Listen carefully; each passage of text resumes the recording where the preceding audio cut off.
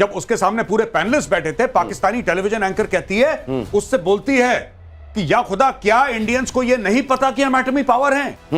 क्या भारत को यह नहीं पता कि हमारे पास न्यूक्लियर वेपन है? यहां पे भारत ने होगा तुम्हारे पास होगा, ठोक दिया इनको। पाकिस्तान का न्यूक्लियर ब्लफ नहीं काम करा, और पिछले एक हफ्ते से पाकिस्तान में जो न्यूक्लियर चिल्लाने वाली लॉबी थी, वो बिल्कुल चुप है, न्यूक्लियर की स्पेलिंग भूल गई। देखिए, सबसे पहले तो मैं बता दूं कि जिसने पाकिस्तानी डीजीएमओ ने जब इंडियन डीजीएमओ को फोन करा और जिससे रहम की भीख मांगी, वो हमारी रेजिमेंट के हैं, वो कुमाऊं रेजिमेंट के हैं, इंडियन आर्मी के डीजीएमओ। मुबारक हो। तो आना इनको कुमाऊनियों के चरणों में ही पड़ा। चलिए, बढ़िया चीज है। अब इसमें क्या है कि दिनेश जी, ओवरऑल एक पर्सपेक्टिव है। नाउ पर्सपेक्टिव क्या है? पर्सपेक्टिव ये है कि इंडो पैसिफिक की बात कर रहा है अमेरिका, और अमेरिका ने यह बोला है कि आप सीजफायर करिए। अब देखिए, अमेरिका की प्रॉब्लम क्या है कि रूस और यूक्रेन का पूरा सीजफायर नहीं हो पाया, पहली चीज। इजराइल और हमास का कुछ कुछ हो गया है, लेकिन वहां पे भी छुट-छुट चल रहा है मामला। ये अमेरिका के लिए बहुत परेशानी वाली बात है, और अमेरिका भारत को यह कह रहा है कि छोटे मोटे चक्करों में मत पड़ो, ये पाकिस्तान जैसे कीड़े मकोड़ों के चक्कर में आप क्यों पड़ रहे हो? आपके सामने एक बहुत बड़ी चुनौती है चाइना, और वो हम दोनों की चुनौती है। अच्छा, दूसरी तरफ पाकिस्तान का जो एम्बेसडर है अमेरिका में, वो जाके लेट जाता है, नतमस्तक हो जाता है और कहता है कि पापा मुझे बचाइए, पापा बहुत मार रहा है, वो गंदा आदमी है, वो बहुत मार रहा है, बचाइए। अब ये सारी की सारी जब चीजें हैं, और आपको एक बात पता है, एक दिन पहले आईएमएफ का लोन क्लियर होता है, $1 अरब का, 2.3 का टोटल, 1 अरब की किस्त होती है। अमेरिका ने इसी शर्त पे उसको लोन दिया है कि भैया देखो, ये बात पहले से चल रही थी, लेकिन ये लोन रुका हुआ था। ये बात पहले से, ऐसा नहीं कि कल लोन की बात हुई, ये बात पहले चल रही थी, लेकिन अमेरिका ने साफ तौर पे बता दिया कि अगर तुम्हें पैसा चाहिए तो पापा को कॉल करो, पैसा चाहिए तो पापा को कॉल करो, और ये जो कर रहे हैं उसको बंद करो, और पहले तुम्हारे डीजीएमओ को बोलो कि वो उधर फोन करे, और वहां पर स्थितियां सामान्य करे तो तुमको पैसे देते हैं। जी। तो एक भिखमंगे देश को, जिसको बहुत जल्दी से भीख की जरूरत थी, वो वरना बहुत दिनों तक सरवाइव नहीं कर पाता, उसने तुरंत इसके लिए वो राजी हुआ। हालांकि उसको जितने थप्पड़ मारे जाने चाहिए थे उसकी मौजूदा स्थितियों की वजह से, पहलगाम में जो उसने किया उसकी वजह से, वो पढ़ रहे थे और पढ़ते जा रहे थे, सफिशिएंट उसको मारा जा चुका है, और ये मारा जाना बंद हो जाएगा, ये हिंदुस्तान ने कभी कहा नहीं।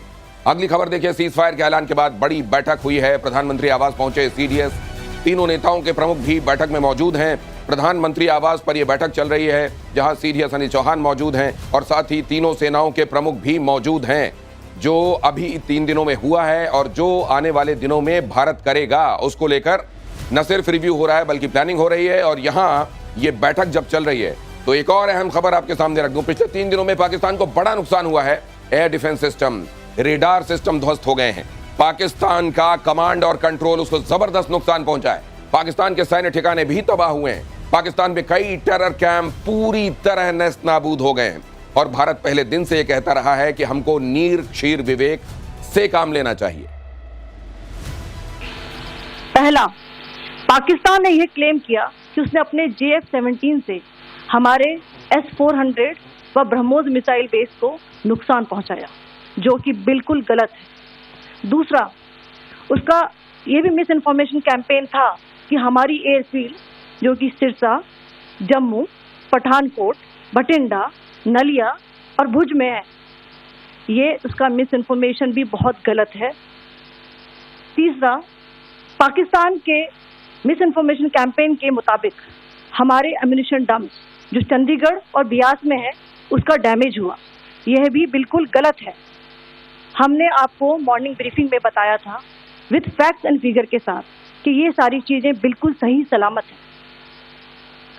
अब मैं आपको बताना चाहती हूँ कि पाकिस्तान के एक प्रेस कॉन्फ्रेंस में ये बात की गई थी कि उनके सीनियर मिलिट्री ऑफिसर्स, जो कि पूरी तरह से ये भ्रामक है और तथ्यों से दूर है, कि पाकिस्तान की ओर से ये झूठा आरोप भी लगाया जा रहा है कि भारतीय सेना ने मस्जिदों को नुकसान पहुंचाया। कर्नल शैलेंद्र भी मेरे साथ यहाँ चर्चा में जुड़ रहे हैं। यहाँ आपने देखा भारत को लेकर पाकिस्तान लगातार मिस इन्फॉर्मेशन भी फैला रहा था, उसका प्रोपेगेंडा भी चल रहा था, और इस सब को ध्वस्त करते हुए भारत ने उसको वो चोट दे दी है 3 दिनों में, जो उसको न जाने कितने सालों तक सालने वाली है। और साथ में ये भी कि अब एक बड़े पर्सपेक्टिव को लेकर भारत अब आगे बढ़ेगा। वो बड़ा पर्सपेक्टिव क्या है? वो बड़ा पर्सपेक्टिव क्या इंडो पैसिफिक है। एक तो इंडो पैसिफिक, देखिए एक न्यू नॉर्मल सेट हो गया। मैं दो भागों में आपकी अनुमति हो तो बताऊं दिनेश। एक न्यू नॉर्मल हो गया है कि अगर तुम आतंकी हमला करोगे तो इसकी जवाब फिर कन्वेंशनल होगा, और हो सकता है कि तुम्हारे सैन्य ठिकानों, देखिए सैन्य ठिकानों पे बम मारना वो एक अलग बात है, and we have done that, number 1। और तुम्हारे आतंकी पंजाब पाकिस्तान में छुपे और लाहौर में छुपे, उनको मारा जाएगा, पहली चीज। दूसरी चीज ये है कि एक बड़ा पर्सपेक्टिव इंडो पैसिफिक, ये अमेरिका आज से नहीं, अमेरिका पिछले 3 साल से रशिया को भी समझा रहा है directly indirectly. Trump administration, Biden तो कह रहा है लड़ो, बाइडेन तो कह रहा था लड़ो, लेकिन ट्रंप हर समय कहता था कि लड़ाई बंद करो। यही ट्रंप ने नेतन्याहू को स्टोरी समझाई कि लड़ाई बंद करो, क्योंकि वो चाहता है कि अगर ये सारी लड़ाइयां बंद हो गई तो फिर पूरी दुनिया फोकस करेगी चाइना के खिलाफ।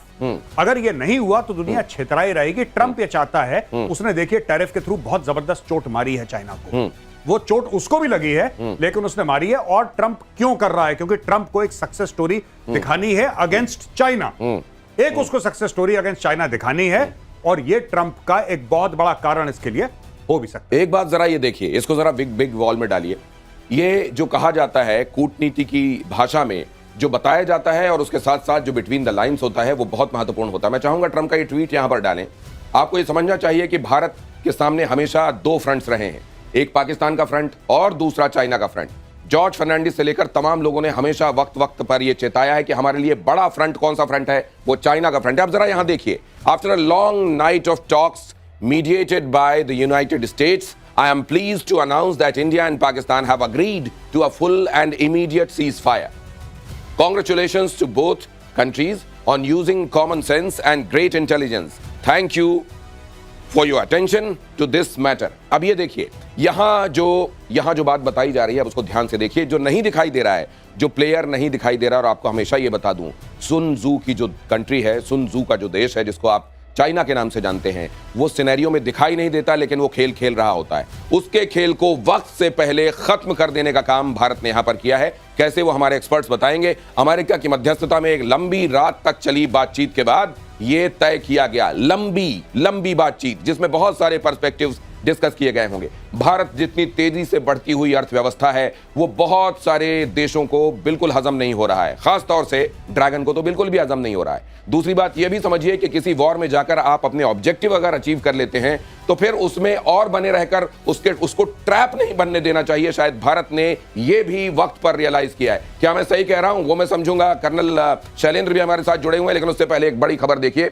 सीज फायर से पहले पाकिस्तान पर भीषण पलटवार, जवाबी हमले में पाकिस्तान के 8 एयरबेस तबाह। रफीकी, मुरीद, चकलाला, रहीम यार और नूर खान एयरबेस, ये जो है, और नूर खान एयरबेस तो आप जानते हैं रावलपिंडी, उनके सेना मुख्यालय से लेकर उनके वो तमाम ठिकाने जिनको वो अपने गर्व के ठिकाने समझते थे, अपनी फौजी गौरवान्वित होकर वो बताते थे कि इन जगहों पर देखिए हमारे ये वो मिलिट्री इंस्टॉलेशंस हैं जो हमारे लिए एक तरीके से तमगे हैं। उन तमगों पर जाकर बम मारने का काम हिंदुस्तान ने किया है। लेकिन जैसा मैं कह रहा था, मुझे जो लगता है, जितनी मेरी थोड़ी बहुत समझ है कर्नल शैलेंद्र, कि आप जाएं, आप अपना काम करें, लेकिन वो जगह भी आपको मालूम होना चाहिए, वो पर्टिकुलर टाइम भी आपको मालूम होना चाहिए जहां आपको बुद्धिमानी का कदम उठाते हुए अपने ऑब्जेक्टिव्स अचीव होने के बाद उस जगह पर फंसे रहकर उसको ट्रैप नहीं बनने देना।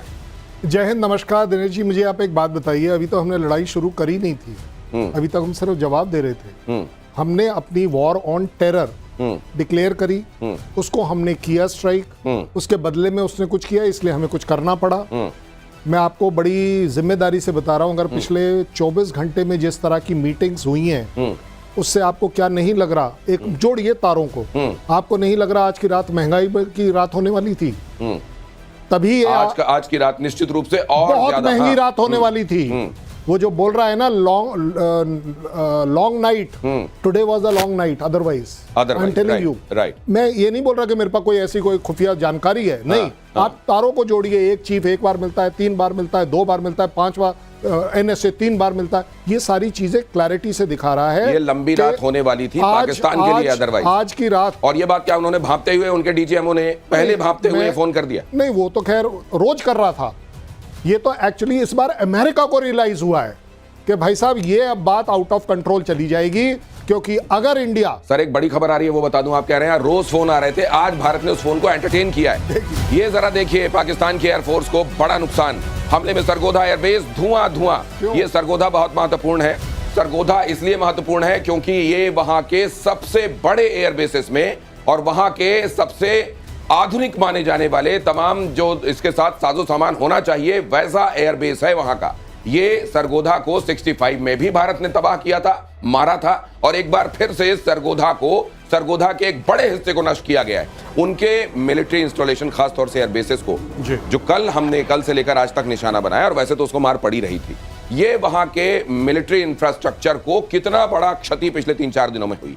देखिए, जो इनको क्षति पहुंची है इंफ्रास्ट्रक्चर की, उससे मुझे लगता है कि कहीं ज्यादा साइकोलॉजिकल डैमेज पहुंचा है। देखिए, ऐसा है, ये साइकोलॉजिकल एट्रिशन ज्यादा है आपके, ज्यादा नहीं, जो इंफ्रास्ट्रक्चर को डैमेज पहुंचा वो तो पहुंचा है, उसको हम मना नहीं कर सकते। हाँ। वो एक बहुत भारी डैमेज है, लेकिन जो साइकोलॉजिकल डैमेज है, क्योंकि पाकिस्तान आर्मी ने हर समय अपनी जनता के सामने अपने आप को दिनेश एक सुपरमैन की तरह पोर्ट्रे करा है कि जी हम सुपरमैन है, हमें कुछ नहीं हो सकता। जब इंडिया, मैंने आपको कोट भी करा था आपकी शो में कि वो पाकिस्तानी टेलीविजन एंकर क्या बोल रही थी जब उसके सामने पूरे पैनलिस्ट बैठे थे। पाकिस्तानी टेलीविजन एंकर कहती है, उससे बोलती है कि या खुदा, क्या इंडियंस को यह नहीं पता कि हम एटमी पावर हैं?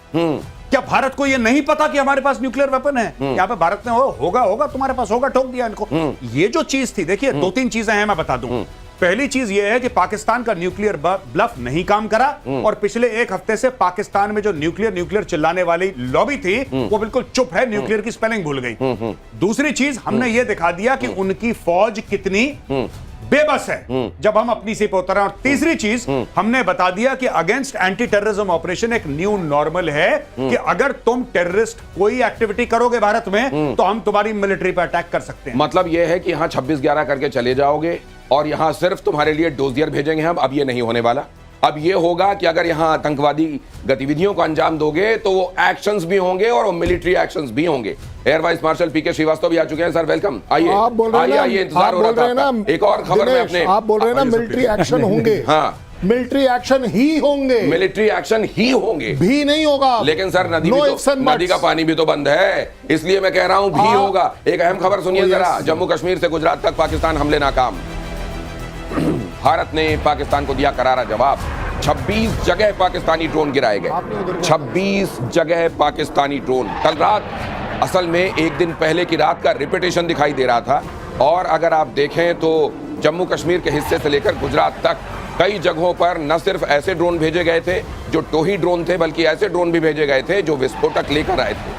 और 26 जगहों को उन्होंने टारगेट किया था। ये वो तमाम जगह हैं जो मैं आपके सामने रख रहा हूं, जहां आप देखेंगे श्रीनगर से लेकर, और अगर आप बढ़ते जाएंगे आगे तो आपको जो नाम दिखाई देंगे वो गुजरात के दिखाई देंगे। जाहिर है बीच में पंजाब आता है, जाहिर है राजस्थान बीच में आता है। ये दिखाता है कि किस तरीके से न सिर्फ उन्होंने इस जगह की रेकी की थी, बल्कि यहां पर आकर कुछ जगहों को टारगेट बनाने की कोशिश की थी। लेकिन उसका जो जवाब उनको मिला एयर बेसिस पर, उन्होंने जो यहां मच्छर भेजे थे और उसके बदले में वहां पर जाकर जो बड़े बड़े बॉम्ब्स उनसे हिसाब पूछ रहे थे, उसके बारे में तो हम आपको बताएंगे। सर, हम ये चर्चा कर रहे थे, मिलिटरीली जो सबक सिखाना था वो हमने सिखाया। दूसरे, हमने जो अपना ऑब्जेक्टिव हमने जो स्पष्ट किया था कि आतंकवाद के खिलाफ प्रतिशोध हमारा होगा और वो हमेशा जारी रहेगा। मुझे लगता है ये सीज फायर, दर्शकों को कहीं पर भी कंफ्यूज नहीं होना चाहिए कि ये सीज फायर आतंकवाद के खिलाफ जो हमारा युद्ध है उसका हुआ है।